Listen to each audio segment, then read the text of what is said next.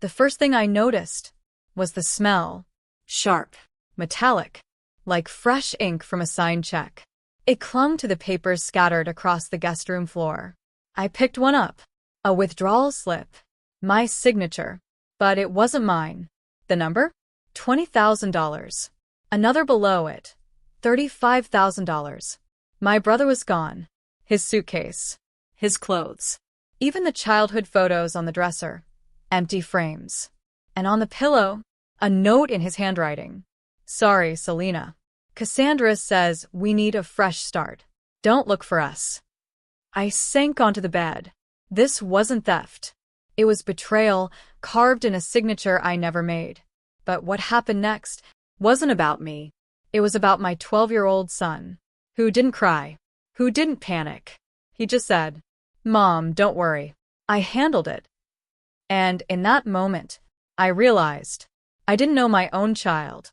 If you've ever looked at your child and wondered, who are you really? If you've ever been saved by someone you thought needed saving, then this story is for you. Like this video. Subscribe. And in the comments, tell me, where are you watching from? Because what happened next changed everything. My name is Selena Marlo. I'm 44, a single mom. And this is the story of how my son didn't just save me. He became something I didn't expect. That morning, the guest room was stripped bare. Drawers gaping. Clothes gone. Photos empty. Just glass catching the light. And on the pillow, Dorian's note. Sorry, Selena. Cassandra says we need a fresh start. Don't look for us. Dorian. My brother. 41 years old. And he'd vanished like a teenager sneaking out after curfew. Only he'd taken more than time. He'd taken $55,000 from my account with my forged signature. I sat on the edge of the bed, clutching the slips, trying to breathe. This wasn't petty theft. It was a betrayal, signed in ink I never touched. Then footsteps. Light. Quick.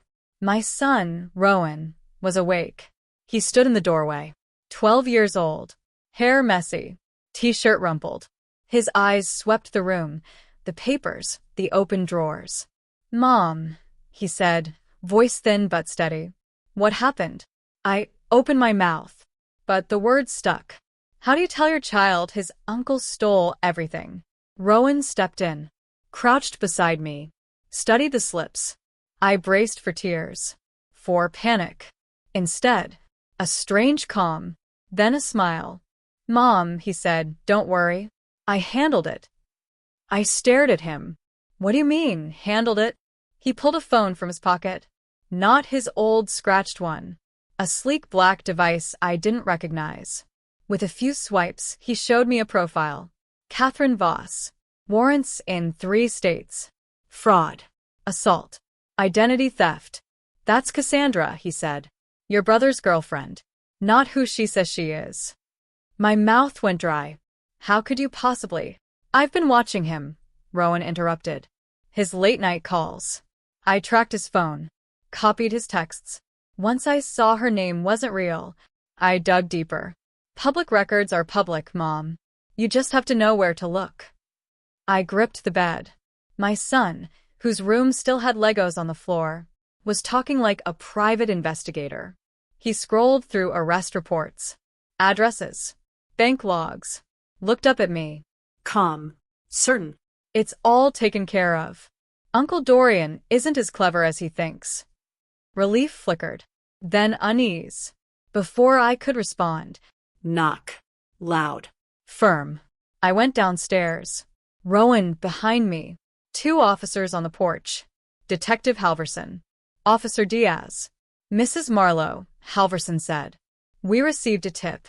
Your brother was apprehended at a gas station off I-5, with a woman identified as Catherine Voss. I flicked a glance at Rowan. His face unreadable. They showed me photos. Dorian withdrawing cash. Catherine beside him. Texts planning their escape. Bank records with my forged signature.